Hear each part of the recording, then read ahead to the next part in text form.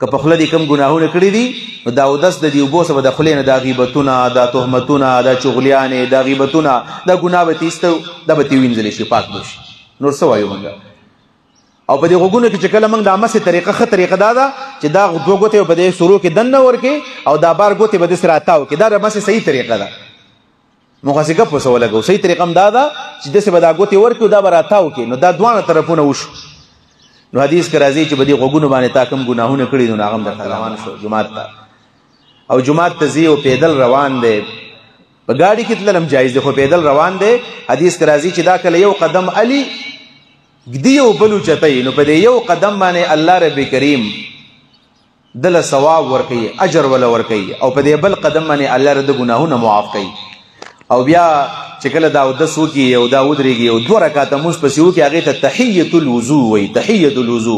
دا د اودس تحفه ده په دې سړی خوشحاله شي چې مال الله د اودس توفیق راکړو او بیا دا 2 رکعاته مونځ وکړي نو که جومات نږدې دی جومات ته ورننوتو نو دا تحیة المسجد هم شو تحیة الوضو هم شو او که جومات کې نه دی په دقه ځای دې ودرېږي 2 رکعاته مونځ دې وکړي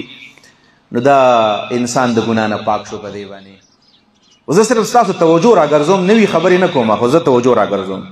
احادیثو کتابونه خو ټول ښکلي کتابونه دي او د امام ابو داود سجستاني د اودس په دې مسلو باندې ډېر زیات ګڼ احادیث راوړي دي ډېر ګڼ احادیث او د هغه احادیثو نه چوړ دا دی چې اودس یوازې کول نه دي بلکې ښکلی اودس کول دي ښکلی اودس ښکلی اودس څه ته وایي ښکلی اودس دی ته چې ښه په قلاره قلارې باندې وکړه ښه برابر په توجه باندې وکړه دې ته عبادت ووایو دا عبادت ته یوازې داسې نه چې مونځ لی کوم عبادت ته او د هغې سره سره هر اندام 3 ځل ښه ښکلی ښکلي مزیدار ووینځه نو حدیث کې راځي چې مونځ له ځې نو الله به د ګناه نه پاک کړی که په خوله دې کوم ګناهونه کړي دي نو دا اودس د دې اوبو څخه به د خولې نه دا غیبتونه دا تهمتونه دا چغلیانې دا غیبتونه دا ګناه به تیستو دا به تې وینځلی شي پاک به شي نور څه وایو موږ او په دې غوږونو کې چې کله موږ دا مسې طریقه ښه طریقه دا ده چې دا 2 ګوتې په دې سرو کې دننه ورکړي او دا بار ګوتې به داسې راتاو کړي دا د مسې صحیح طریقه ده موږ هسې ګپ ورسه ولګو صحیح طریقه هم دا ده چې داسې به دا ګوتې ورکړي او دا به راتاو کړي نو دا دواړه طرفونه وشو نو حدیث کې راځي چې په دې غوږونو باندې تا کوم ګناهونه کړي نو هغه هم درته الله معاف کړل دا چې کله بیا موږ په دې سترګو باندې اوبه راغللې په حدیث کې راځي چې نبي علیه صلات وسلام د سترګو دا کسي نزل په دې کې به داسې ګوتې والې دا سم لامده شي حدیث کې راغلی ابو داود حدیث دی نو چې داسې دا سترګې پاکې کړلې نو حدیث کې راځي د سترګو چې کوم ګناهونه کړي هغه هم درته الله معاف کړل او د هغې نه وروستو چې دی بیا کله په دې لاسونو باندې تا عمل وکړو په دې خپو باندې نو په دې لاسو چې د څومره ګناهونه کړي هغه درته الله معاف کړل او بیا چې په دې خپو باندې څومره غلط ځګونه لتلې وي هغه درته الله معاف کړل او بیا حدیث کې راځي چې سړی جومات ته روان شو جومات ته او جومات ته ځي او پیدل روان دی په ګاډي کې تلل هم جایز دی خو پیدل روان دی حدیث کې راځي چې دا کله یو قدم علي ږدي یو بل اوچتوي نو په دې یو قدم باندې الله رب کریم دله ثواب ورکوي اجر وله ورکوي او په دې بل قدم باندې الله رب د ګناهونه معاف کوي او بیا چې کله دا اودس وکړي او دا ودرېږي او 2 رکعاته مونځ پسې وکړي هغې ته تحیة الوضو وایي تحیة الوضو دا د اودس تحفه ده په دې سړی خوشحاله شي چې مال الله د اودس توفیق راکړو او بیا دا 2 رکعاته مونځ وکړي نو که جومات نږدې دی جومات ته ورننوتو نو دا تحیة المسجد هم شو تحیة الوضو هم شو او که جومات کې نه دی په دقه ځای دې ودرېږي 2 رکعاته مونځ دې وکړي نو دا انسان د ګناه نه پاک شو په دې باندې خو چې بره دې حق نه یې ګورې د پاسه پر دې حق په ځان نه ورکوي ګناهونه الله ته معاف کړي جمهور علما وایي واړه ګناهونه معاف کېږي په دې باندې شیخ الاسلام حافظ ابن تیمیه فرمایي الله ته کومه ګرانه ده په حدیث کې خو د ورکوټي د غټې ذکر نه دی راغلی ټول ګناهونه الله په دې باندې معاف کړي ټول دا څه ګورې آسان کار نه دی ښکلی اودس کول په دې طریقه باندې د بخاري شریف کې حدیث دی رسول الله مبارک صلی الله علیه وسلم چې کله لاړو زمونږ عقیده ده چې نبی علیه السلام په یخ باندې د بدن سره په خوب کې نه روح نه په یخ باندې نبی علیه السلام د خپل بدن او د روح د دواړو سره تللی و اسمان ته معراج شي او جنت لیدلی دی جهنم لیدلی دی و اسمانونو کې د اتو پیغمبرانو سره ملاقات شوی دی د فرشتو کعبه بیت المعمور لیدلی دی د هر څه نبی علیه الصلاة والسلام لیدلی دي خو په حدیث کې راځي نبی علیه الصلاة والسلام چې کله واپس راغی نو حضرت بلال رضی الله عنه راوغوښت وی دی خواره شه چې راغی وی بلال یو تپوس درنه کومه ته کوم یو ارجا او د امید عمل کې چې ته وی دا عمل کومه په دې امید باندې چې دې عمل په وجه به زه جنت ته ځم داسې عمل داسې شته د بلال ورته د الله رسول د صراط سن دي معلوم چې څه عمل وکوم بل سوچ وکا چې سوچ وکړو نو دا کوم عمل چې ما بیان کو دا او دس دا عمل کوي چې کله او دس وکما نو خامخا مونږ کوم 2 رکعات تحیت الوضو کوم موږ د دې اهتمام نکو خامخا 2 رکعات کوم نبی علیہ الصلوۃ والسلام وی هم دقه وجدا د استاد مداومت او استاد همیشواله دا او دس په 2 رکعات مونږ باندې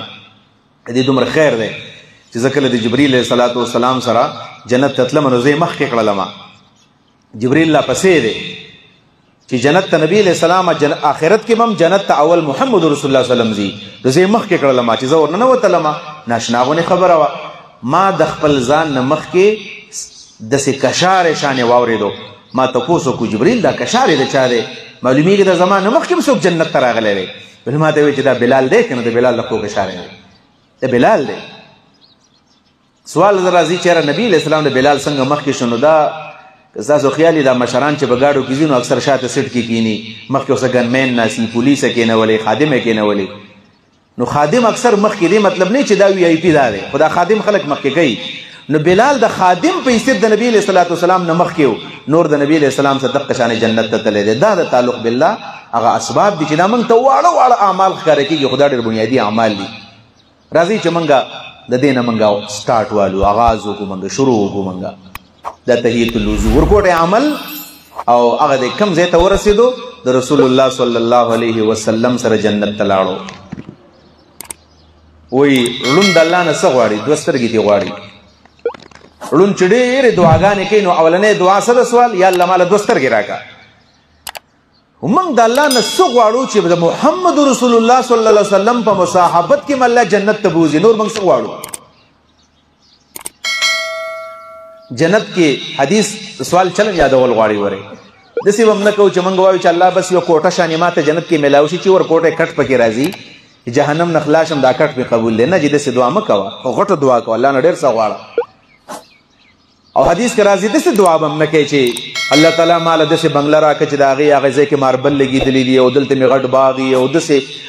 الله ته تهدید مکوا الله نه وایا الله نه غواړه حدیث کې راځي رسول الله صلی الله علیه وسلم ناس ته ودی کې یو باندې چې راغی باندې چې هغه چاته نه و چې بغیر کې اوسېږي باندې چې هغه چاته و چې هغه قرآن حدیث بالکل نه ویلې او باندې کونډې کې اوسېږي او صرف ګډي بيزي پیژني بلی شي نه پیژني دراغه او منځ یو حدیث کې راځي منځ یو کو چې منځ یو کو 2 رکعات شاید تحیت المسجد ول بیا چې کې ناستو ول د الله نه سوالونه شروع کړل 2 قسم سوال یو کړل ناشتا نبی علیہ السلام حیران شو صحابه حیران شو یو سوال دا وکړو چې اللهم ارحمني الله په ما باندې رحم وکا ورحم محمدا صلی الله علیه وسلم الله تعالی په محمد رسول الله رحم وکا ولا ترحم معنا احدا الله زمونږ نه بغیر په چام رحم وکا نشناغو نه سوالو په ما رحم وکا پر رسول الله باندې وکا او زمانه بغیر په چام وکا دا ډېر غلط سوچ دی ګوره موږ اکثر د خپل گاونډي د پاره وایو چې الله جهنم ته ورسه دا ولې وي الله رسول خدا دعا نه چې کوم سره ډېر بدی شو الله تعالی جنتی کا الله سمې کې زما سره تعلق جوړ شي نبی علیہ السلام لقد تحجرت واسعا فراخ زید تنکو د الله رحم خډیر وسیع دی الله په عرش لیکلی دی ان رحمتي سبقت غضبي زما رحمت زما د غضب نه ډیر زیات مخکې دی ته زمونږ نه بغیر د چا باندې رحم مکو د سم مکو او بل بیا چې ځان د سوال کو نو الله تعالی مال د سه زیرا کا د سه زیرا راک نبی علیہ الصلوۃ والسلام الله ته مور یادوا الله په پوهه دی بس د الله نه سو غواړه د الله رب العالمین نه جنت الفردوس غواړه د ټولو نه اعلام دی د ټولو نه غورم دی او د ټولو نه مزیدار دی الله به درې درکې نو دعاګانې وکړو د الله نه غواړو